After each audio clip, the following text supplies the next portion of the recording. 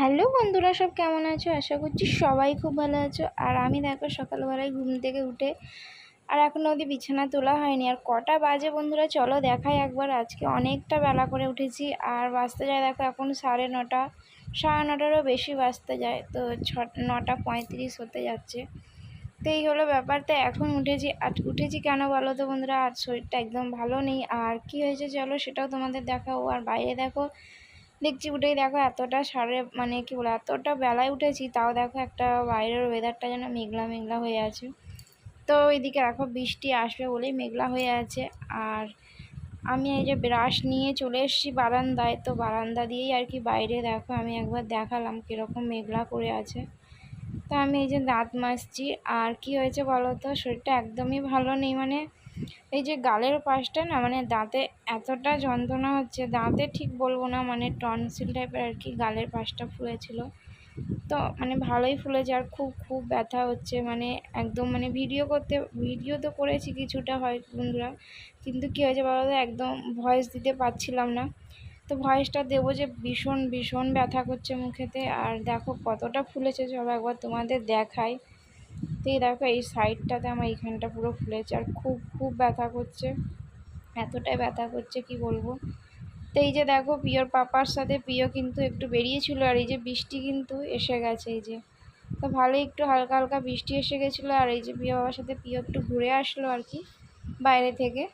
তার টিফিন এদিকে দেখো মা রুটি করেছিল, তরকারি করেছিল, আর আমি একটু চা দিয়ে খাবো, রুটিটা ভিজিয়ে আর কি নরম করে, কারণ দাঁতে একদম খেতে পাচ্ছি না, ভীষণ ব্যথা। আর এই যে আমি দেখো এখন ডাক্তারের কাছে যাব।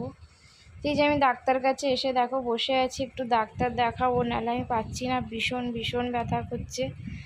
আর এদিকে পিওর মাসিমণি এসেছিলো, আর পিওর মাসিমণির কাছে পিওকে এই যে রেখে গেছিলাম। আর এসে দেখো দেখছি খাওয়া দাওয়া করছে, তো আমি এই যে খেতে বসে পড়বো।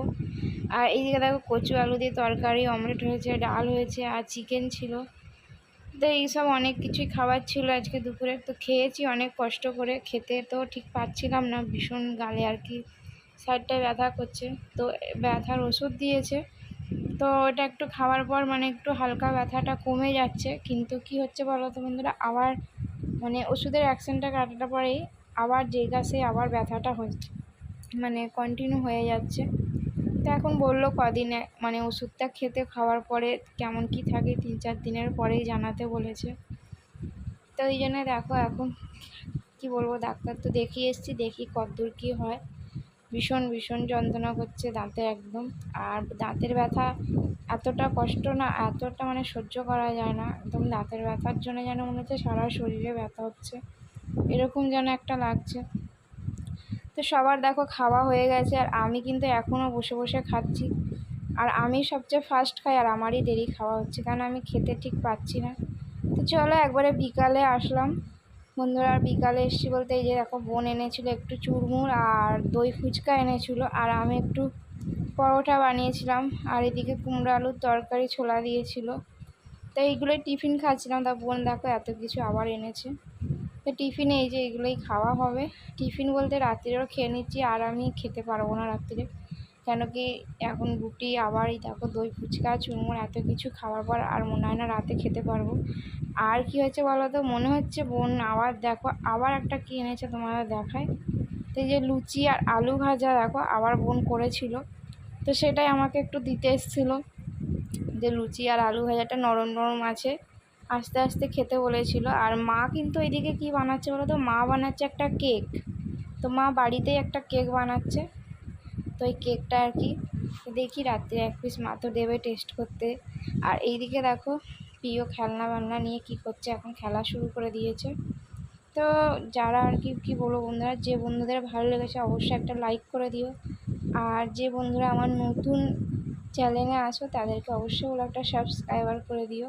আর এই যে দেখো মা কেক বানিয়ে এনেছে, তো মা বাড়িতে কি সুন্দর কেক বানায়, তো সেটা তোমাদের আগেও দেখিয়েছি ভিডিওতে, ব্লগ ভিডিওতে আরও আগেও দেওয়া আছে। প্রিয়র জন্মদিনে 2টো কেক বানানো হয়েছিল। আর কেকটা কী দিয়ে বানিয়েছে চলো দেখাবো, ময়দা দিয়ে কেকটা বানিয়েছে, দেখাই তোমাদের কীরকম মা বানিয়েছে। দেখো কেকটা এরকম বানিয়েছে, আর ফুটি আর কি টুটি ফুটিগুলো ওপরে ছড়িয়ে দিয়েছিলো, তো খুব সুন্দর কেকটা খেতে হয়েছে। তো চলো বন্ধুরা ব্লগটা এখানেই শেষ করলাম। শুভরাত্রি সব বন্ধুদেরকে। আর ব্লগটা বেশি বড় করবো না। আগামীকাল আবার সুস্থ থাকলে আবার একটা নতুন ব্লগ নিয়ে তোমাদের সামনে আবার আসবো। আর যে বন্ধুরা আমার নতুন আছো চ্যানেলে, তাদেরকে অবশ্যই ওরা একটা সাবস্ক্রাইবার করে দিতে। তো এখানেই শেষ করলাম।